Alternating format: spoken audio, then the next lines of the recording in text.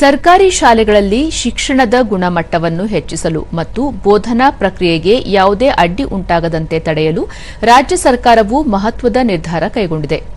ಶಾಲಾ ಅವಧಿಯಲ್ಲಿ ಶಿಕ್ಷಕರು ಮತ್ತು ವಿದ್ಯಾರ್ಥಿಗಳನ್ನು ಇತರೆ ಚಟುವಟಿಕೆಗಳಿಗೆ ಬಳಸಿಕೊಳ್ಳುವುದನ್ನು ಸಂಪೂರ್ಣವಾಗಿ ಶಾಲಾ ಶಿಕ್ಷಣ ಮತ್ತು ಸಾಕ್ಷರತಾ ಇಲಾಖೆಯು ನಿಷೇಧಿಸಿದೆ.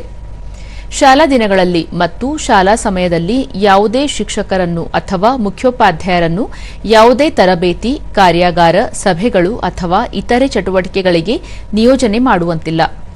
ಮೌಖಿಕ ಅಥವಾ ಲಿಖಿತ ಆದೇಶಗಳ ಮೂಲಕವೂ ಇವರನ್ನು ಕಳುಹಿಸಬಾರದು.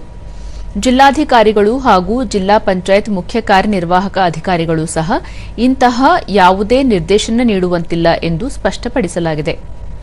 ಶಾಲಾ ಅವಧಿಯಲ್ಲಿ ಶಿಕ್ಷಕರು ಮತ್ತು ಮುಖ್ಯೋಪಾಧ್ಯಾಯರ ಯಾವುದೇ ಸಭೆಗಳನ್ನು ಕರೆಯುವಂತಿಲ್ಲ ಹಾಗೂ ವಿಡಿಯೋ ಕಾನ್ಫರೆನ್ಸ್ ನಡೆಸುವಂತಿಲ್ಲ. ಶಾಲೆಗಳಿಗೆ ಭೇಟಿ ನೀಡುವ ಅಧಿಕಾರಿಗಳು ತರಗತಿಗಳಿಗೆ ಯಾವುದೇ ತೊಂದರೆಯಾಗದಂತೆ ನೋಡಿಕೊಳ್ಳಬೇಕು. ಯಾವುದೇ ಸರ್ಕಾರಿ ಶಾಲೆಯ ವಿದ್ಯಾರ್ಥಿಗಳನ್ನು ಶಾಲೆಯ ಹೊರಗಡೆ ನಡೆಯುವ ವಿವಿಧ ಕಾರ್ಯಕ್ರಮಗಳಿಗೆ ಪ್ರೇಕ್ಷಕರಾಗಿ ಭಾಗವಹಿಸಲು ನಿಯೋಜಿಸಬಾರದು. ಶಾಲಾ ದಿನಗಳಲ್ಲಿ ಕೆಪಿಎಸ್ಸಿ, ಇತರ ರಾಜ್ಯ, ಕೇಂದ್ರ ಸರ್ಕಾರ ಅಥವಾ ಖಾಸಗಿ ಸಂಸ್ಥೆಗಳು ನಡೆಸುವ ಯಾವುದೇ ಬಾಹ್ಯ ಪರೀಕ್ಷೆಗಳನ್ನು ಶಾಲಾ ಆವರಣದಲ್ಲಿ ನಡೆಸಲು ಅವಕಾಶವಿಲ್ಲ. ಇಂತಹ ಪರೀಕ್ಷೆಗಳನ್ನು ಕೇವಲ ಸಾರ್ವಜನಿಕ ರಜೆ ಅಥವಾ ಬೇಸಿಗೆ ರಜೆಯ ದಿನಗಳಲ್ಲಿ ಮಾತ್ರ ನಿಯಮಾನುಸಾರ ನಡೆಸಬಹುದು.